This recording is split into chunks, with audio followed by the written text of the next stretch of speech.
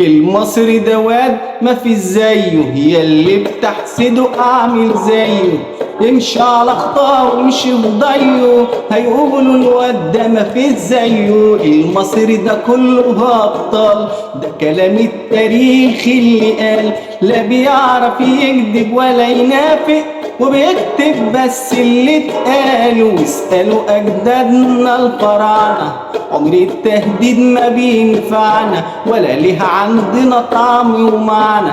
ولو صرخنا وقلنا الله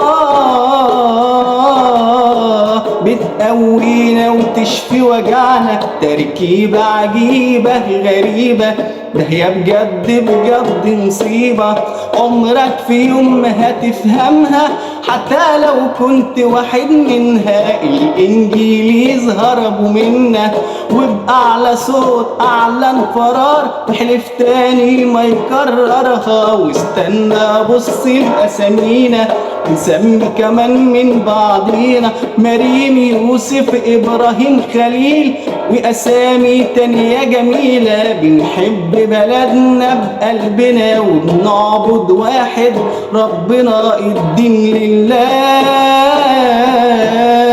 والوطن للجميع.